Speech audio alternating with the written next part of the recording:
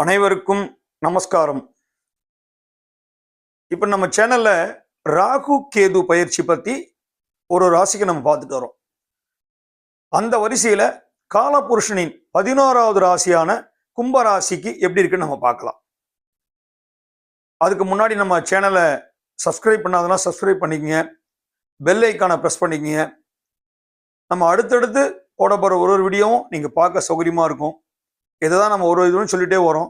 But நம்ம channel பொறுத்த வரைக்கும் வீடியோஸ்லாம் ஓரளவுக்கு வியூஸ் நல்லா போகுது. டோட்டல் வியூஸ் எடுத்தீங்கன்னா ஒரு எல்லா இது வரைக்கும் போட்ட வீடியோக்கு மொத்தமாக சேர்த்து ஒரு நிறைய வியூஸ் போயிருக்கு by God grace. But subscriber தான் ரொம்ப கம்மியாக இருக்காங்க. அப்போ என்னன்னா சில பேர் வியூஸ் பார்த்துட்டு விட்டுறீங்க, சப்ஸ்கிரைப் பண்ண மாட்டேங்கிறீங்க. அதுதான் ஒரு இதுவாக இருக்கு. ஏன்னா நீங்கள் சப்ஸ்கிரிப்ஷன் போக போக தான் நமக்கு நிறைய பேருக்கு நம்ம நிறைய இன்னும் சொல்லணுன்ற எண்ணம் வரும். ஸோ வியூஸ் பார்த்துட்டு போகிறாங்கன்னா திருப்பி அவங்க அப்போ சப்ஸ்கிரைப் பண்ணால் தான் அடுத்தடுத்து பார்க்க முடியும். ஸோ நீங்கள் முடிஞ்சாலும் எல்லாருமே சப்ஸ்கிரைப் பண்ணுங்க. சப்ஸ்கிரிப்ஷன் நம்ம என்ன பண்ண போகிறோம், ஜஸ்ட்டு அந்த மொபைல் ஃபோனாக இது பண்ண போகிறோம், ஆட் பண்ண போகிறோம், அவ்வளோதான். ஸோ தயவுசெய்து எல்லாருமே சப்ஸ்கிரிப்ஷன் பண்ணுங்க, சேனலுக்கு தொடர்ந்து ஆதரவு கொடுங்க. இப்போ நம்ம வீடியோக்குள்ளே போகலாம். கும்பராசி காலபுருஷனின் 11வது இடம் லாபஸ்தானம் அப்படின்னு சொல்லுவோம். அதுபோக மூத்த சகோதரம் அப்படின்னு எடுத்துக்கலாம். 3ஆம் இடம் இளைய சகோதரம் மாதிரி 11ஆம் இடம் மூத்த சகோதரம் அப்படின்னு எடுத்துக்கலாம். இந்த இடத்துக்கு ஆட்சி புரியுது யாருன்னு பார்த்தீங்கன்னா சனி பகவான். கும்பராசி உங்களுக்கே தெரியும், அவிட்ட நட்சத்திரத்துல 3ஆம் பாதம் 4ஆம் பாதம். அதுக்கு அடுத்தது பார்த்தீங்கன்னா சதய நட்சத்திரம் ராகு பகவான், புரட்டாதி நட்சத்திரம் குரு பகவான். இந்த மூணுமே சேர்ந்தது தான் கும்பராசி. புரட்டாதியில 1, 2, 3 பாதம் வரைக்கும் தான், சதயத்துல 4 பாதம், அவிட்டத்துல 3, 4ஆம் பாதம். இந்த 9 பாதங்களை உள்ளடக்கியதான் கும்பம். ஸோ அப்போ ராகுபகவான் நட்சத்திரமே இங்க வந்துருது. இப்ப அங்கதான் ராகு பகவானே வர போறாரு. இப்போ மீனத்துல இருக்கிற ராகு பகவான் கும்பத்துக்கு வராரு. திருக்கணித பஞ்சாங்கப்படி சனி பகவான் மீனராசிக்கு போயிட்டார்.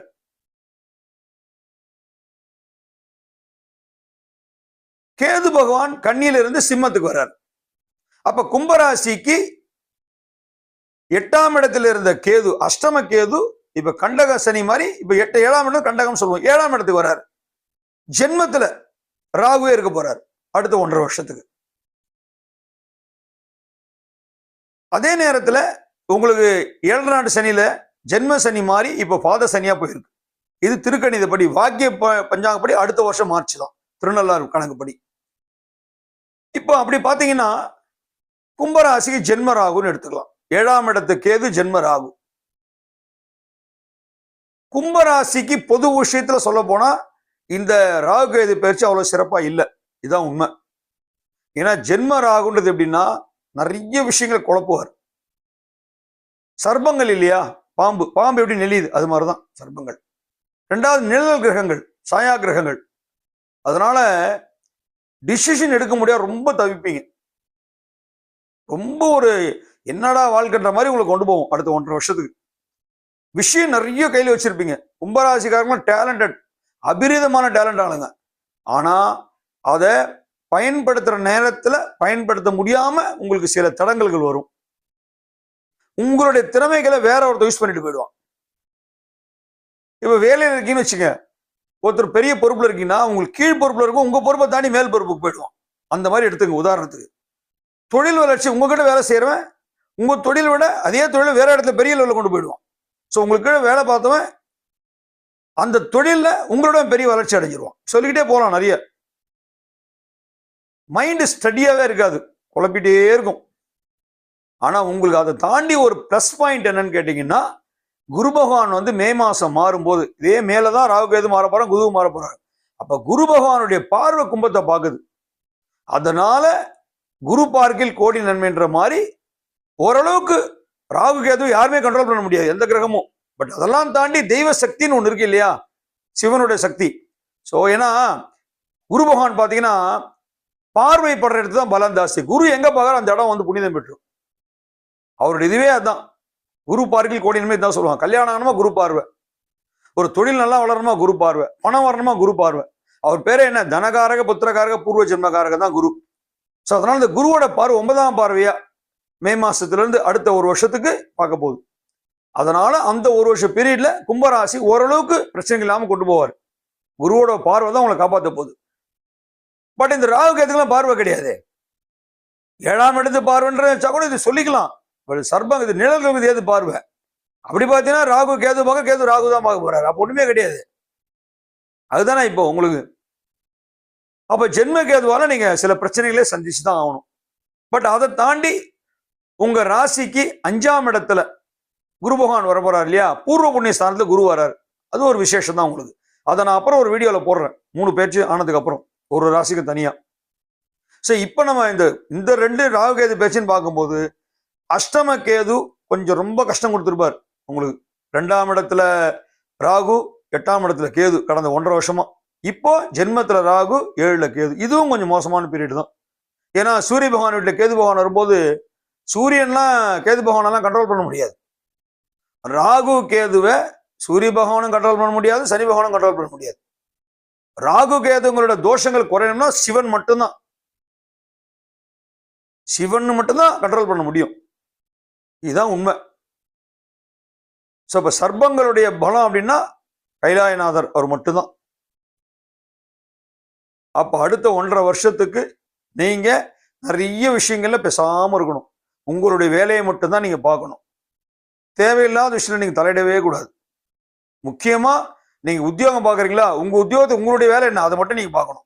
அடுத்த ஒருத்தர் வேலை செய்யறானா அந்த வேலை உங்களுக்கு தெரியுதா, அவன் தப்பா பண்றானா நீங்க சொல்லாதீங்க தப்பு பண்றீங்கன்னு. எதுலையுமே நீ பேசாம உங்க ஒர்க்கை மட்டும் நீங்க பார்த்துட்டு போயிட்டே இருங்க.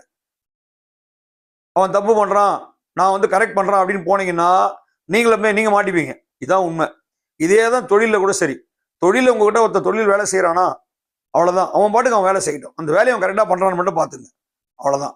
மற்றபடி அந்த வேலை செய்யற லேபரை போட்டு ரொம்ப அழுத்தாதீங்க. ஏன்னா நாளைக்கு அவனே வெளியே போய் உங்களோட பெரிய ஆளா வளரக்கூடிய வாய்ப்பு கூட கிடைக்கும். இதுதான் விஷயம். சோ அது அந்த மாதிரி வளரும்போது எல்லாரும் தொழில் வளரதான் செய்வாங்க. நான் சொல்றேன் நல்லபடியா போனா பரவாயில்ல. உங்ககிட்ட சண்டை போட்டு போய் இப்ப நிறைய பேர் பாத்தீங்கன்னா சண்டை போட்டு போயிட்டு தான் வெளியே போய் சாதாரண தொழிலாளி கூட பெரிய ஆளாயிடுறான். அந்த தொழில் கத்துக்கிட்ட முதலாளிக்கு சின்ன லெவல்ல போயிடுறான். சோ இன்னைக்கு கலியுகத்துல எல்லாமே தலைகீழ தான் நடக்கும். அதனால நீங்க உங்களுடைய வேலையை மட்டும் பாருங்க. அதே நேரத்துல இப்போ உங்களுக்கு 8ஆம் இடத்துல சனி பகவானுடைய பார்வை அஷ்டமத்துல பாக்குறாரு. கன்னி 8ஆம் இடம் இல்லையா, சனியோட பார்வை நல்லா தான், தப்பு கிடையாது. ஸோ ஆயில் போல நல்லா இருக்கும். ஏன்னா கும்பராசி பொதுவாக சனி பகவானோட சொந்த வீடு இல்லையா, அதனால உங்களோட ஹெல்த் நல்லா இருக்குங்க. ஹெல்த்தை பத்தி நீங்க பயப்படவே தேவையில்லை. கும்பராசிக்காரங்க ஹெல்த்தை பத்தி யோசிக்காதீங்க. கடவுள் நல்லா வச்சிருப்பாரு உங்களை, தீர்காயுசா இருப்பீங்க. அதை பத்தி நீங்க பயப்பட தேவையில்லை. வண்டி வாகனம் இயக்கும் போது மட்டும் கொஞ்சம் பார்த்து இயக்குங்க. அதே நேரத்துல நீங்க பித்ருக்களுக்கு பண்ண வேண்டிய காரியங்களை ஒழுங்கா பண்ணுங்க. இப்போ அப்பா அம்மா இல்லாதவங்களுக்கு நான் சொல்றேன், அந்த வருஷம் கொண்ட திதியை ஒழுங்கா பண்ணுங்க. அதே மாதிரி முடிஞ்ச அளவு ஒரு வறுமை கோட்டுக்கு, நான் இதைதான் ஒரு இதையும் சொல்றேன், ரொம்ப கஷ்டப்படுறவங்களுக்கு உதவி பண்ணுங்க. அது உங்களுக்கு ஒரு ஏதாவது ஒரு விதத்துல காப்பாற்றும். நம்ம செய்யற உதவி நிச்சயம் நமக்கு வேற விதத்துல நன்மையா அடையும். பலனை எதிர்பாராம நீங்க உதவி செய்யுங்க. நிச்சயம் உங்களுக்கு கடவுள் ஒரு பக்கபலமா அனுகிரகம் பண்ணுவார். அதே நேரத்துல கும்பராசிக்கு லாபஸ்தானம் அப்படின்னா தனுசு 7ஆம், அதாவது குரு பகவான் 7ஆம் பார்வையா தன்னோட வீடை பாக்குறாரு. அது கும்பத்துக்கு பணம் லாபஸ்தானம். லாபஸ்தானத்தை குருவோட பார்வைப்படும் போது பண வரவு குறை இருக்காது, நல்லா தான் இருக்கும். ஏன்னா உங்களுக்கு 2ஆம் இடத்துல சனி பகவான் உட்காந்துருக்காரு இல்லையா, இப்போ மீனத்துல திருக்கணிதப்படி அப்படின்னும் போது 2ஆம் இடம் குடும்பத்தனம் வாங்குற சனி பகவான் இருக்கிறது அவ்வளவு சிறப்புன்னு சொல்ல முடியாது. பட் இருந்தாலும் உங்க ராசிக்கு ஒரு பிரச்சனை பண்ண மாட்டாரு. 2வது குருவோட ராசியில போய் உட்காரதால மீனத்துல அங்கேயும் பெரிய பிரச்சனைகள் வராது. ஸோ பார்வை பலன்றது உங்களுக்கு டைரக்டா கிடையாது. ஸோ ராகு கேது ராகு பாபார், ராகு கேது பாபார், இதுதான். அப்ப பொது பலனா எடுக்கும் போது உங்க சுய ஜாதகத்துல ராகு கேது வலிமையா இருந்தாங்க, ஏதாவது ஒரு கிரகம் உச்ச பலம் இருக்குது அப்படின்னா ஒரு நீச்ச பலமா இருக்கும். இல்ல ரெண்டுமே நட்பு பலமா இருக்கு, மத்த வேற கிரகங்களோட நட்பு ஸ்தானத்துல இருக்காங்க, இப்ப குருவோட நட்பா இருக்காரு, புதனோட நட்பா இருக்கு, அது மாதிரி நட்பு ஸ்தானத்துல இருந்துச்சுன்னா ஓரளவுக்கு உங்களுக்கு பேலன்ஸ் பண்ணி கொண்டு போவார். ஏன்னா இவங்க அதை மீறி எதுவும் பண்ண முடியாது. ஏன்னா இவங்களுக்கு வீடு கிடையாது, ஏதோ ஒரு கிரகத்தோட வீட்டுல இருந்து உட்காந்து போறாங்க. அப்ப அந்த வீட்டு கிரகத்தோட பலனை தான் இவங்க எடுத்து கொடுக்க போறாங்க. இதுதான் இந்த அசுரர்களோட தன்மை, சர்ப்பங்களோட தன்மை. அதனால கூடுமானவர்ல இந்த ஷூரிட்டி போடுறது, பஞ்சாயத்து பண்றது, தேவையில்லாத விஷயங்களை போய் தலையிடுறது, பொது வேலையில போய் நான் தான் அப்படின்னு முன்னணிக்கு, இதெல்லாம் நீங்க அடுத்த 1.5 வருஷம் குறைச்சிடணும் கும்பராசி. உங்களுடைய கடமையை, உங்களுடைய வேலையை மட்டும் நீங்க பார்த்துட்டு போயிட்டே இருந்தீங்கன்னா நிச்சயம் உங்களுக்கு எந்த பிரச்சனையுமே வராம கடவுள் ஏதாவது ரூபத்துல கை கொடுப்பாரு. அதை மட்டும் நீங்க கரெக்டா பாருங்க. உங்களுடைய தொழில், உங்களுடைய உத்தியோகம், உங்களுடைய குடும்பம், இதை மட்டும் நீங்க கரெக்டா பாருங்க. மற்ற எதிரையும் நீங்க தேவையில்லாத அன்னெசரியானதை தலையிடாதீங்க. சரிங்களா? அதே மாதிரி 7ஆம் இடத்துல வர கேது உங்களுக்கு கொஞ்சம் களத்திரம், அதாவது அடுத்த ஒரு வருஷத்துக்கு குருவோட பார்வை உங்களுக்கு கிடைக்குது. கும்பராசிக்கு குருபலன் பார்வை வர்றதுனால குருபலன் இருக்கணும். கல்யாணத்துக்கு ட்ரை பண்ணலாம், அதெல்லாம் தப்பு கிடையாது.